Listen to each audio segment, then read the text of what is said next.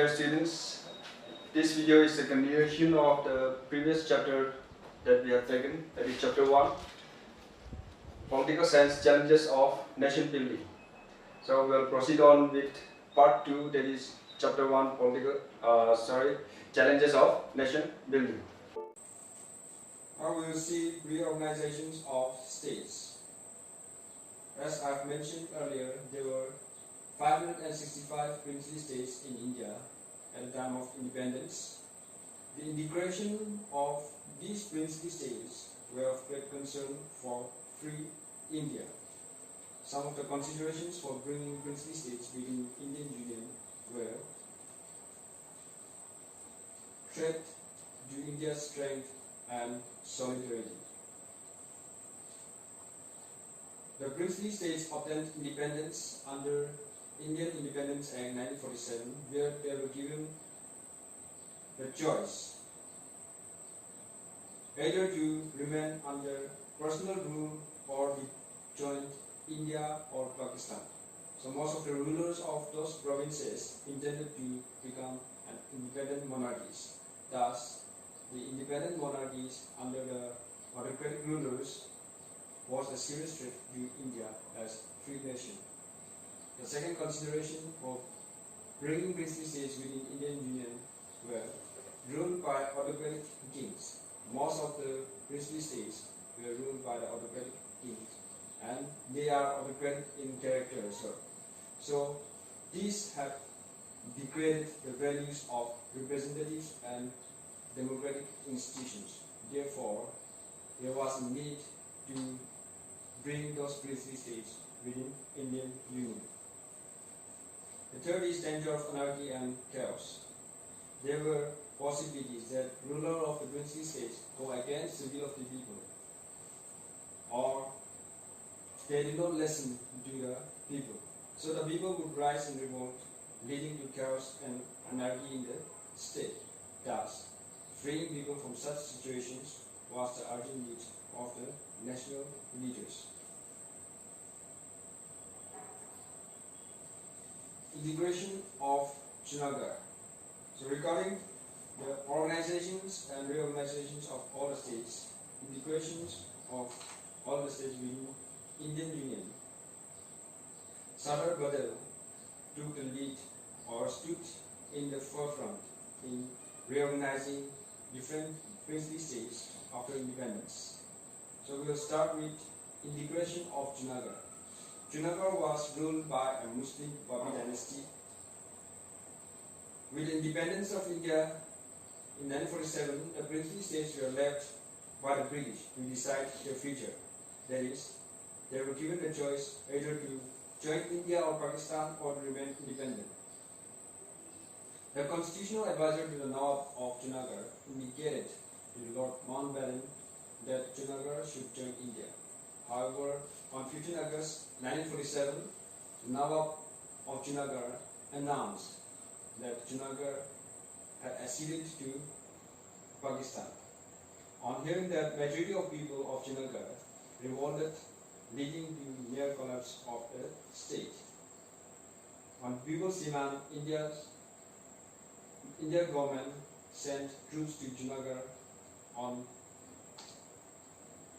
Indian government sent troops to Junagadh on people's demand. On February 1948, a plebiscite was held to seek people's consent, and in that plebiscite, 91% of the population of Junagadh voted in favor of India, and this plebiscite overwhelmingly called for integration of Junagadh, and that's how Junagadh was integrated. And after the integration of Junagadh, Nawab of Junagadh fled to Sindh to live there in Pakistan. Accession of Manipur. Manipur Kingdom, also called as Ganglapa Kingdom, it was one of the ancient kingdoms in northeast India. Manipur was in subsidiary alliance with the British. Subsidiary alliance means non-intervention policy used by Lord Wellesley. Maharaja of Manipur, Bodha Chandra Singh, signed the instrument of accession a few days before independence. After having an assurance from the Government of India that India would not violate internal autonomy of the state, the people of Manipur forced Maharaja to constitute a legislative assembly. Elections to the assembly were also held in June 1948. Thus, Manipur became a constitutional monarchy in which the real power lies in the assembly. In the history of India, the elections based on universal adult franchise was first held in Manipur.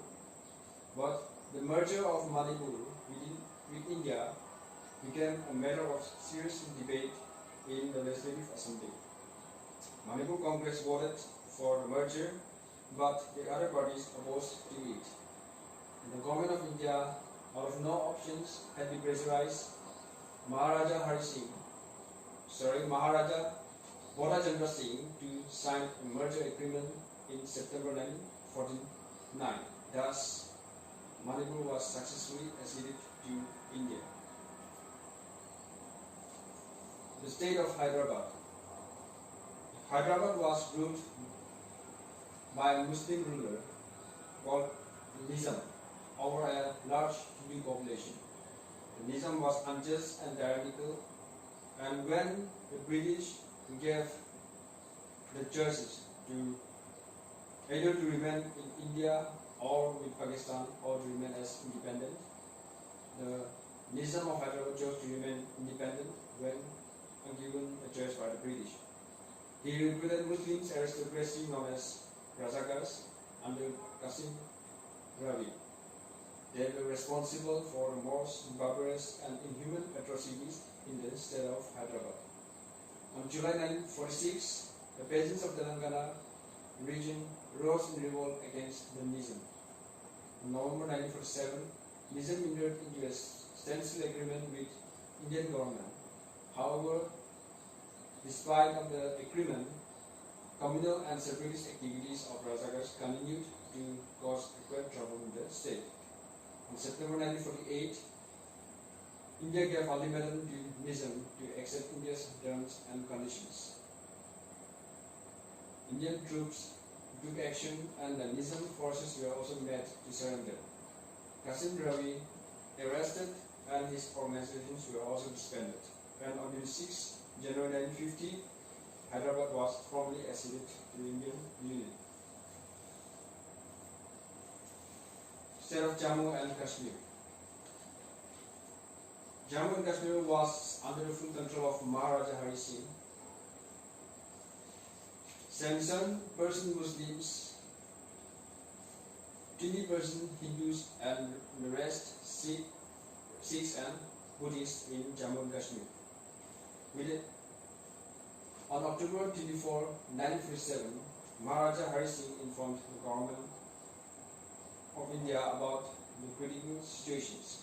Earlier, Jammu and Kashmir always had to bear the burden of tribal raids from across the border.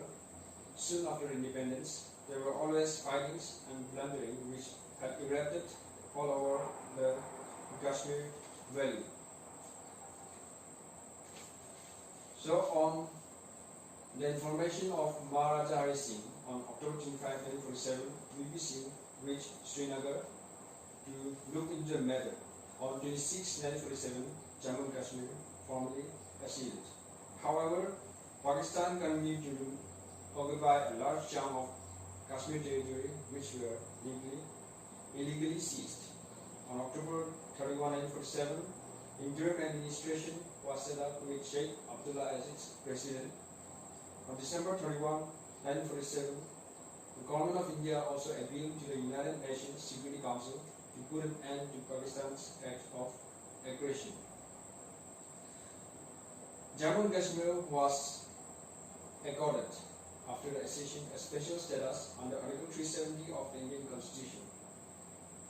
It was in the year 1951 the Constituent Assembly met in Srinagar to frame the Constitution of Jammu and Kashmir. On February 6, 1952, the Constituent Assembly ratified Jammu and Kashmir accession to India. So the special provisions given to Jammu and Kashmir under Article 370 is no more applicable now. It was on 5th August 2019, Government of India revoked the special status granted to Jammu and Kashmir under Article 370.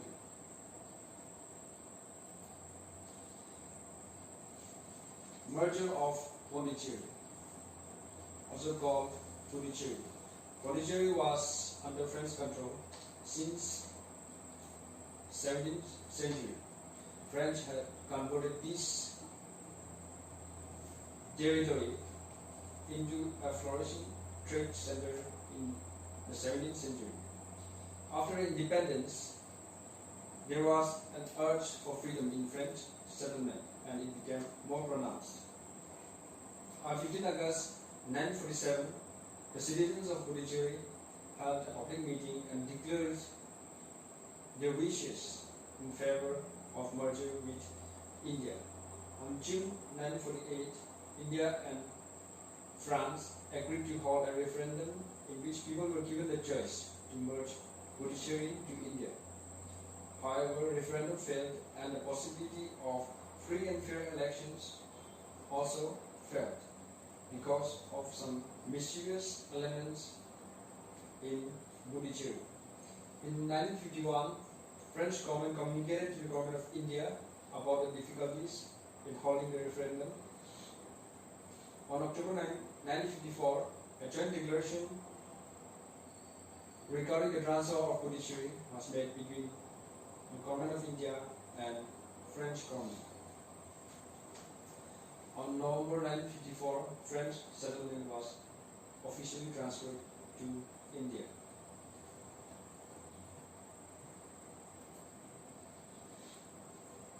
Liberation of Goa. Goa was under Portuguese since 1509. Goa was seized from the Sultan of Bijapur by France. Not by France, by Portugal. Goa also consisted Daman and Diu, which were already under the control of Portuguese. After the independence of government of India tried to persuade the Portuguese government to hand over Goa, including Daman and Diu, but there was no positive response. Portuguese instead replied that Goa was an integral province of Portugal. In the year 1955, Portuguese resorted to heavy firing when thousands of unarmed Indians, also called as volunteers of Free Goa, marched into Goa. 17 Indians were killed and many others were wounded. The administrative machinery broke down in Goa and the situation further became more complicated. On December 1961, the government of India planned an operation called Operation Vijay to free Goa from slavery. The Indian troops marched into Goa, Daman and Diu, and within 48 hours, Portuguese regime fell. Consequently, Goa was liberated and made Union Territory of India along with Daman and Diu. It was only in the year 1987 Goa was given a status, but Daman and Diu remained as a separate Union Territory of India.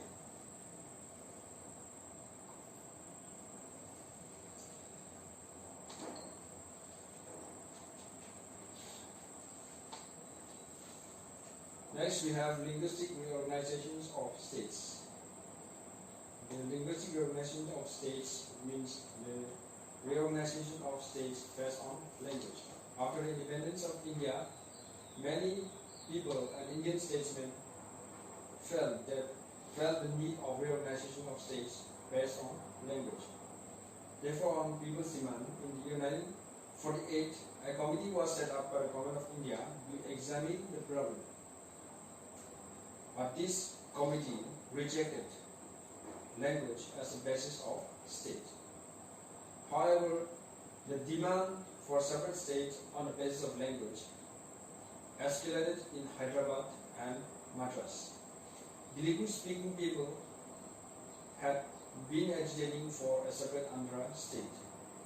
Many ugly incidents occurred in the wake of the movement for separate Andhra state. During the movement, a veteran Congress leader P. Sriramulu went on fast undertake for the cause of Andhra state, and after 56 days of fast, the Congress leader P. Sriramulu died. After the death of the leader, it further escalated the demand. There was public outcry and anger, which was shown in the government of India. The situation became worse. It became more violent and uncontrollable. Therefore, government of India accepted the demand, and in 1953, the government of India created the first linguistic state known as Andhra state by separating the Telugu-speaking areas from Madras state. So the creation of Andhra Pradesh paved the way for similar demands from various regions in India. Therefore, another States Reorganization Commission was appointed to look into the matter. In the year 1956, the committee has made some major changes in the boundaries of states. Indian Union were reorganized into 14 states and 6 union territories as per the States Reorganization Commission report in 1956.